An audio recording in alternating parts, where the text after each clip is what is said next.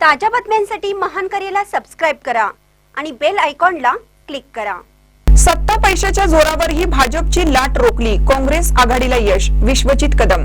सांगली महापालिकेमध्ये भाजप पाठोपाठ काँग्रेसनेही चांगले यश मिळवले आहे। काँग्रेस आमदार विश्वजित कदम यांच्या नेतृत्वाखालील काँग्रेसने 33 जागांवर निवडणूक लढवली होती। त्यापैकी 18 जागांवर काँग्रेसला यश मिळाले आहे। भाजपला 39 जागा मिळाल्या असून भाजप पाठोपाठ काँग्रेस हा महापालिकेतील दुसऱ्या क्रमांकाचा पक्ष ठरला आहे। भाजपकडून निवडणुकीत सत्ता आणि पैशाचा प्रचंड वापर करण्यात आला, मात्र तरीही काँग्रेस आघाडीने ताकदीने निवडणूक लढवत भाजपची लाट थोपवली असल्याचे आमदार विश्वजित कदम यांनी म्हटलं आहे। पाहूया ते काय सांगतात।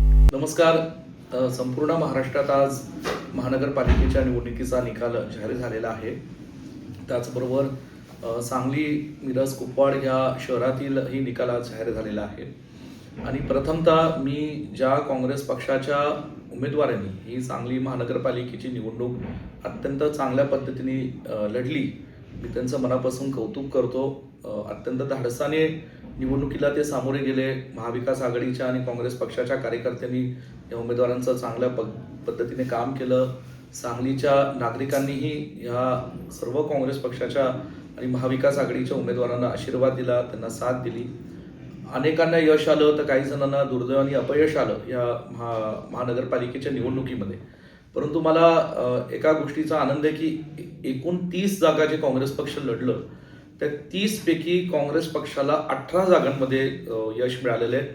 आणि काँग्रेस पक्ष हा सांगली महानगरपालिकेचा हा नंबर 2 क्रमांकाचा पक्ष बनलेला आहे। म्हणजे विरोधी पक्षात आता काँग्रेस पक्षाचं स्थान हे अत्यंत महत्त्वाचं राहणार आहे। आणि मला आभार मानायचे त्या प्रभागातल्या आमच्या काँग्रेस पक्षाच्या उमेदवारांच्या, तिथल्या जनतेचा, की त्यांनी ही निवडणूक लढली आणि जिंकली। निश्चित स्वरूपात कुठेतरी आमचा जो स्ट्राईक रेट आहे तो मी म्हणेल की 60 ते 65% आमचा हा काँग्रेस पक्षाचा स्ट्राईक रेट एकूण लढलेल्या जागांपैकी झालेला आहे। निश्चित म्हणून एक चांगलं वातावरण काँग्रेस पक्षासाठी येणाऱ्या काळात राहील असं मला वाटतं। काँग्रेस पक्षाचे आणि महाविकास आघाडी, राष्ट्रवादी काँग्रेस पक्ष, शरद पवार गटाचे जे 3 नगरसेवक निवडून आलेले आहेत हे सांगलीकरांचा आवाज महानगरपालिकेमध्ये उठवण्याचं काम करतील।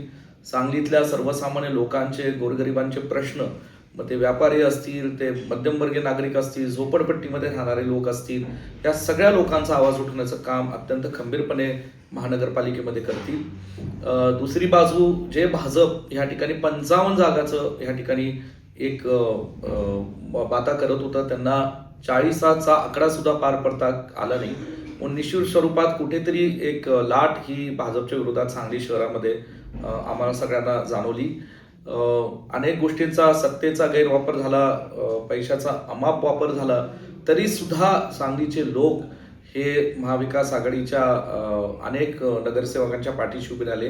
काही 1-2 जागा तर अवघ्या आमच्या 2 आकड्याच्या मतांमध्ये या ठिकाणी पराभूत झालेले आहेत। म्हणून मला एवढं नक्की सांगायचं आहे की एकंदरीत सांगलीमध्ये येणारा काळ मी असेल, विशालजी पाटील असतील, जयंतराव पाटील साहेब असतील, आम्ही ताकदीने एकजूट राहून सांगलीच्या या निवडणुकीनंतर एक चांगल्या दिशा घेऊन आम्ही लोकांसाठी काम करत राहू, सांगलीच्या जनतेची सेवा करत राहू, आम्हाला विश्वास आहे।